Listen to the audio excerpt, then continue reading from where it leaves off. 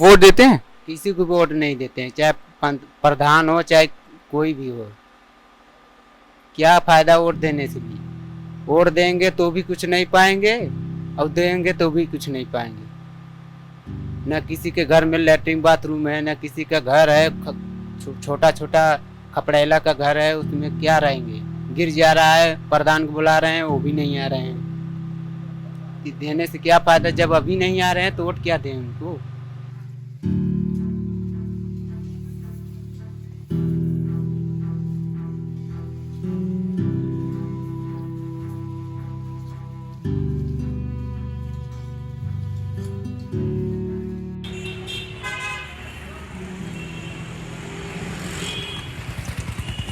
नमस्कार। The print की चुनावी यात्रा भदोही पहुंच चुकी है। भदोही को कालीन नगरी के नाम से जाना जाता है। भदोही में कुल 3 विधानसभा सीटें हैं, जिसमें ज्ञानपुर, भदोही और औराई है। 2017 के चुनाव में भाजपा ने 2 सीटों पर जीत प्राप्त की थी और एक पर निषाद पार्टी को जीत मिली थी। आइए जानते हैं भदोही के कालीन उद्योग से जुड़े मजदूरों का क्या कहना है।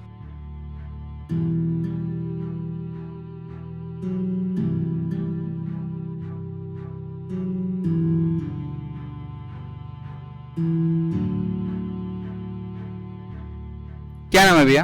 विशाल नाम है। क्या करते हैं यहाँ पे? यही मशीन चलाते हैं, सहजी डिपार्ट का। सहजी डिपार्ट का यही मशीन चलाते हैं हम लोग, यही रोज का काम है।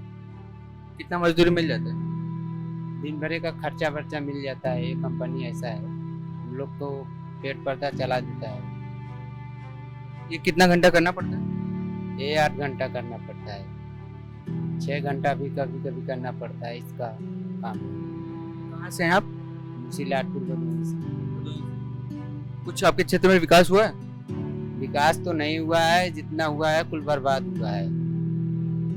क्या बताएं, किसको क्या कहना चाहिए, किसको क्या नहीं कहें। इसलिए हम लोग मजदूरा में नहीं है, किसी को हम बोल नहीं सकते। वोट देते हैं? किसी को वोट नहीं देते हैं, चाहे प्रधान हो चाहे कोई भी हो। क्या फायदा वोट देने से भी? वोट देंगे तो भी कुछ नहीं पाएंगे और देंगे तो भी कुछ नहीं पाएंगे। न किसी के घर में लैट्रिन बाथरूम है, न किसी का घर है, छोटा छोटा खपड़ेला का घर है, उसमें क्या रहेंगे? गिर जा रहा है, प्रधान को बुला रहे हैं वो भी नहीं आ रहे हैं। देने से क्या फायदा? जब अभी नहीं आ रहे हैं तो वोट क्या दें उनको? कुछ लाभ ही नहीं मिल रहा है।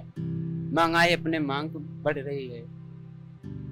यहाँ 400-500 कमाओगे तो वहाँ 2 से तेल नून ले लाओगे, बाल परिवार चलाओगे तो क्या बचेगा?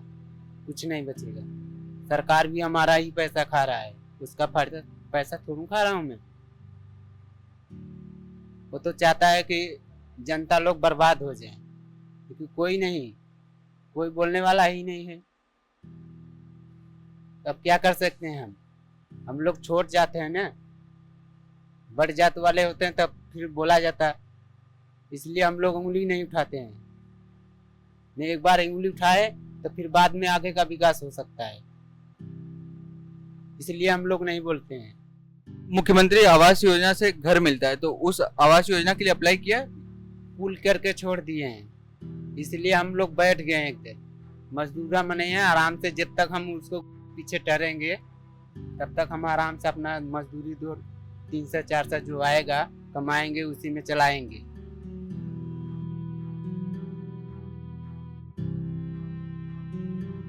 क्या नाम है आपका? अमजद अहमद। मैं कालीन का मैन्युफैक्चरिंग कराता हूँ। अमजद जी, बताइए कि पिछले 2 साल में आप लोगों का कारोबार कैसा रहा? पिछले 2 साल में कारोबार एकदम कोविड की वजह से एकदम ठप हो गया था। अभी रिसेंटली 4-6 महीने से काम थोड़ा सा अप स्टार्ट हुआ, जिसकी वजह से काम ठप होने की वजह से जितने मेरे वर्कर थे, इंडस्ट्री का आप कह सकते हैं, पूरे वर्कर जो थे एकदम भुखमरी कागार पे लोग आ गए थे। अपने स्तर से जो हो सकता था हम लोगों ने किया। वर्कर के साथ साथ और लोगों को भी हम लोग जितना मदद कर सकते, जितनी हम लोग की कैपेसिटी थी, लोगों को राशन पहुंचाना, तमाम तरह की चीज़ें जो हो सकता था हम लोगों ने अपने हिसाब से किया है। आगामी विधानसभा चुनाव में कालीन व्यवसायियों के क्या मुद्दे होंगे? कालीन व्यवसाय का विधानसभा में तो ये हम लोग मांग करें, लेकिन इनके पास है नहीं। जो भी है सेंट्रल हम लोग से मतलब है, जो कि सब्सिडी वगैरह जो हटा दी गई हैं, ये सब्सिडी वगैरह हटाने की वजह से हम लोग को काफ़ी चीज़ें दिक्कत करने पड़े। दिक्कत से ये करना है कि हर चीज़ का रेट बहुत अप हो गया है। जो सब्सिडी मिले थे कहीं ना कहीं हम लोगों को सहूलियत थी, और इस समय का शिपमेंट का कंटेनर का चार्ज जो $200 था वो सीधा सीधा $1200-1500 हो गया है। एकदम एफओबी शिपमेंट है, कहीं ना कहीं कुछ हद है जो सीआईएफ लिया हुआ है वो एक्सपोर्टर बर्बाद के कागार पहुंच गया है। कोविड के दौरान कंटेनर मिल पा रहे थे? कोविड के दौरान तो पहली बात तो शिपमेंट वर्क ही बंद था। 1 साल तो कंटिन्यू वर्क ठप था, जिसकी वजह से अपने जो कारीगर थे या जो वर्कर थे जिस स्तर पे जो लगे थे यूनिट में, एकदम बेचारे सबकी हालत खराब हो गई थी, हम लोग के साथ साथ उनकी भी। लेकिन हमारी जितनी कैपेसिटी थी उन लोगों की मदद हम लोगों ने किया, प्लस और लोगों को जो हो सकता था अपने ज़िले में जितना कर सकते थे हम लोगों ने लोगों की हेल्प किया। आपके जिले भदोही में एक कारपेट एक्सपो मार्ट बना हुआ है, कई करोड़ खर्च करके बने हैं। क्या उसमें अभी एक बार केवल एक्सपो मार्ट लगा है, उससे कुछ फायदा मिल रहा है आप लोगों को? अभी तो एक्सपो मार्ट को कोई फायदा हम लोग को बेनिफिट मिला नहीं। जब तक एक्सपो मार्ट पूरी तरह से फेयर नहीं होगा और तमाम चीज़ सुविधा लोगों को नहीं मिलेगी, बाहर भी आना नहीं चाहेंगे यहाँ पे। कालीन को जीआई टैग मिला हुआ है, तो उस जीआई टैग से कोई फायदा हुआ है आपको? फिलहाल तो अभी हम लोग को जीआई टैग का कोई फायदा समझ नहीं आ रहा, ना अभी तक मिला है। और एक कालीन बेल्ट ऐसा बेल्ट है जो भदोही का जो भी निर्यातक है, एक्सपोर्टर जो भी है, वो अपने दम पे ही सर्वाइव कर रहा है, चाहे कम कर रहा है चाहे ज़्यादा कर रहा है, चाहे स्थिति पहले से बहुत बुरी हो गई, लेकिन जो भी अप में पहुंचा है अपने दम पे ही पहुंचा है।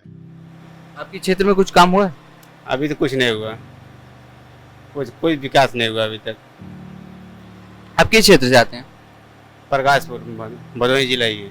भदोही जिला। तो भदोही जिले से बीजेपी के विधायक हैं बीजेपी के। कुछ काम किए हैं? कुछ काम नहीं हुआ, सब सड़क ऐसे ही गड्ढे पड़े हुए हैं, कोई सड़क सही नहीं है। न तो गांव में बारिश होता पानी बने नाला भी नहीं है कहीं भी, सब पानी इकट्ठा होता है। और हॉस्पिटल के क्षेत्र में कुछ काम हुआ है? हॉस्पिटल जैसा था पहले वैसा ही है, कुछ नया तो कुछ हुआ नहीं है अभी। कोविड के दौरान क्या स्थिति थी यहाँ पे? सब काम धाम बंद था, क्या था स्थिति, सब बेरोजगार थे, कोई काम ही नहीं था। आपको क्या लगता है कि सरकार को क्या करना चाहिए आप लोगों के लिए?